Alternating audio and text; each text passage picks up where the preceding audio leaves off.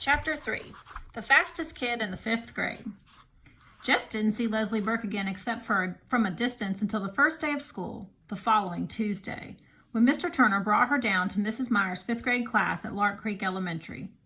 Leslie was still dressed in the faded cutoffs and the blue undershirt. She had sneakers on her feet, but no socks. Surprise swooshed up from the class like steam from a released radiator cap. They were all sitting there primly dressed in their spring Sunday best. Even Jess wore his one pair of corduroys and an ironed shirt. The reaction didn't seem to bother her. She stood there in front, her eyes saying, "Okay, friends, here I am," in answer to their open-mouthed stares, while Mrs. Myers fluttered about trying to figure where to put the extra desk. The room was a small basement one, and 5 rows of 6 desks already filled it more than comfortably. 31, Mrs. Myers kept mumbling over her double chin. 31. No one else has more than 29. She finally decided to put the desk up against the side wall near the front. Just there for now. Leslie, it's the best we can do for now. This is a very crowded classroom. She swung a pointed glance at Mr. Turner's retreating form. Leslie waited quietly until the 7th grade boy, who'd been sent down with the extra desk, scraped it into position hard against the radiator and under the first window. Without making any noise, she pulled it a few inches forward from the radiator and settled herself into it. Then she turned once more to gaze at the rest of the class. 30 pairs of eyes were suddenly focused on desktop scratches. Jess ran his forefinger around the heart with 2 pairs of initials, BR plus SK, trying to figure out whose desk he had inherited. Probably Sally Cooch's. Girls did more of the heart stuff in 5th grade than boys. Besides, BR must be Billy Rudd, and Billy was known to favor Myrna Hauser last spring. Of course, these initials might have been here longer than that, in which case, Jessie Aarons, Bobby Greggs. Pass out the arithmetic books, please. On the last word, Mrs. Myers flashed her famous first day of school smile. It was said in the upper grades that Mrs. Myers had never been seen to smile except on the first and the last day of school. Jess roused himself and went to the front. As he passed Leslie's desk, she grinned and rippled her fingers low in a kind of wave. He jerked a nod. He couldn't help feeling sorry for her. It must be embarrassing to sit in front when you find yourself dressed funny on the first day of school, and you don't know anybody. He slapped the books down as Mrs. Myers directed Gary Fulcher. Gary Fulcher grabbed his arm as he went by. "Gonna run today?" Jess nodded. Gary smirked. "He thinks he can beat me, the dumbhead." At the thought, something jiggled inside Jess. He knew he was better than he had been last spring. Fulcher might think he was going to be the best now that Wayne Pettis was in 6th, but he, Jess, planned to give old Fulcher a little surprise come noon. It was as though he had swallowed grasshoppers. He could hardly wait. Mrs. Myers handed out books almost as though she were President of the United States, dragging the distribution process out in senseless signings and ceremonies. It occurred to Jess that she, too, wished to postpone regular school as long as possible. When it wasn't his turn to pass out books, Jess sneaked out a piece of notebook paper and drew. He was toying with the idea of doing a whole book of drawings. He ought to choose one chief character and do a story about it. He scribbled several animals and tried to think of a name. A good title would get him started. The Haunted Hippo? He liked the ring of it. Hereby the Haunted Hippo? Even better. The Case of the Crooked Crocodile. Not bad. "What you drawing?" Gary Fulcher was leaning way over his desk. Jess covered the page with his arm. "Nothing." Come on, let me see." Jess shook his head. Gary reached down and tried to pull Jess's hand away from the paper. "The Case of the Crooked." "Come on, Jess," he whispered hoarsely. "I ain't gonna hurt nothing." He yanked at Jess's thumb. Jess put both arms over the paper and brought his sneaker heel crashing down on Gary Fulcher's toe. Yow! Boys, Mrs. Meyer's face had lost its lemon pie smile. He stomped my toe. Take your seat, Gary. Buddy, sit down. Jessie Aarons, one more peep from your direction and you can spend recess in here, copying the dictionary. Jess's face was burning hot. He slid the notebook paper back under his desktop and put his head down. A whole year of this. 8 more years of this. He wasn't sure he could stand it. The children ate lunch at their desks. The county had been promising Lark Creek a lunchroom for 20 years, but there never seemed to be enough money.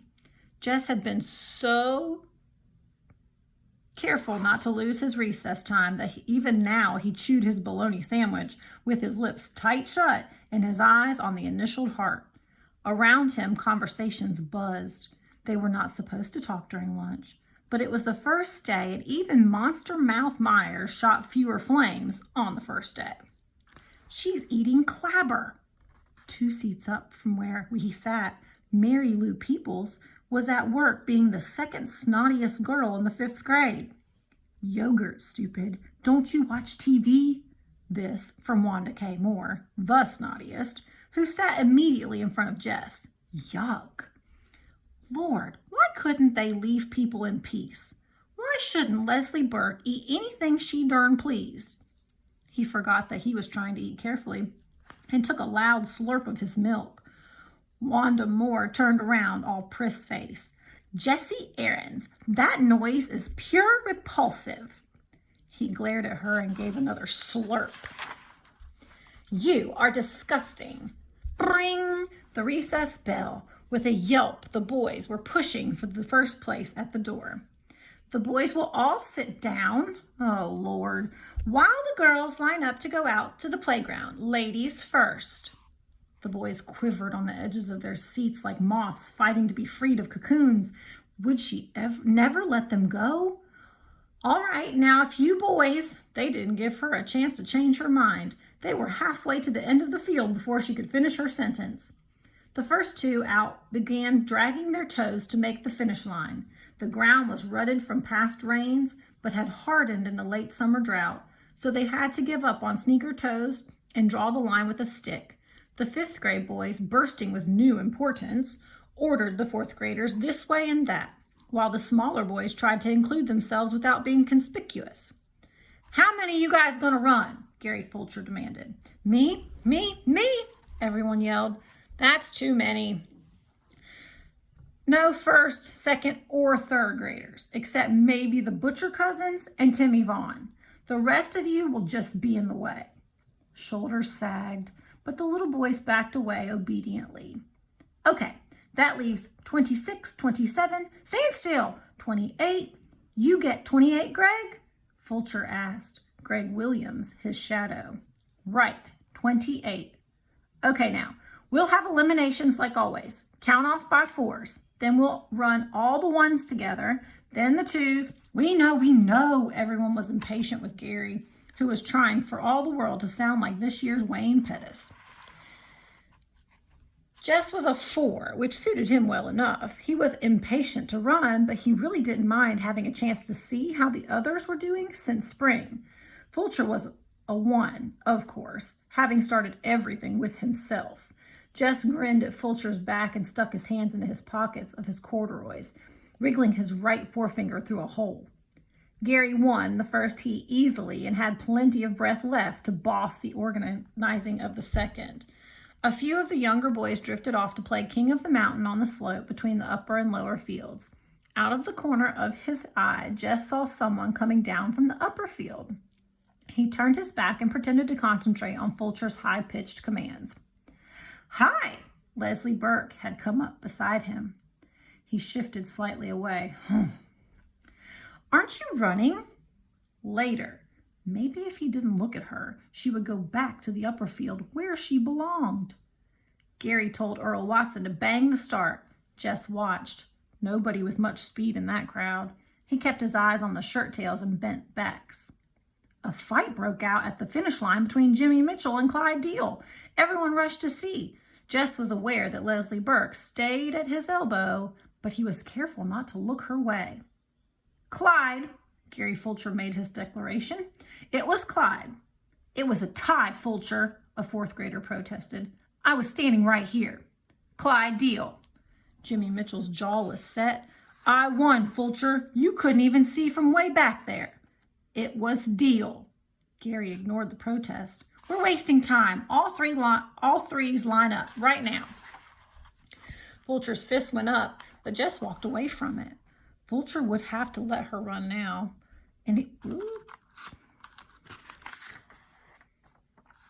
Jimmy's fist went up. Ain't fair, Fulcher. Gary turned his back and headed for the starting line. Oh, let them both run in the finals. What's it going to hurt? Jess said loudly. Gary stopped walking and wheeled to face him. Fulcher glared first at Jess and then at Leslie Burke. Next thing, he said, his voice dripping with sarcasm, next thing you're going to want to let some girl run. Jess's face went hot. Sure, he said recklessly. Why not? He turned deliberately toward Leslie. Want to run? He asked. Sure. She was grinning. Why not? You ain't scared to let a girl race, are you, Fulcher? For a minute, he thought Gary was going to sock him, and he stiffened. He mustn't let Fulcher suspect that he was scared of a little belt in the mouth. But instead, Gary broke into a trot and started bossing the threes into line for their heat. You can run with the fours, Leslie, he said it loudly enough to make sure Fulcher could hear him, and then concentrated on the runners. See, he told himself, you can stand up to a creep like Fulcher. No sweat.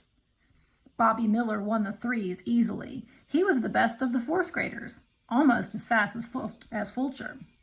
But not as good as me, Jess thought. He was beginning to get really excited now. There wasn't anybody in the fours who could give him much of a race. Still, it would be better to give Fulcher a scare by running well in that heat. Leslie lined up beside him on the right. He moved a tiny bit to the left, but she didn't seem to notice. At the bang, Jess shot forward. It felt good. Even the rough ground against the bottom of his worn sneakers, he was pumping good. He could almost smell Gary Fulcher's surprise at his improvement. The crowd was noisier than they'd been during the other heats. Maybe they were all noticing. He wanted to look back to see where the others were, but he resisted the temptation. It would seem conceited to look back. He concentrated on the line.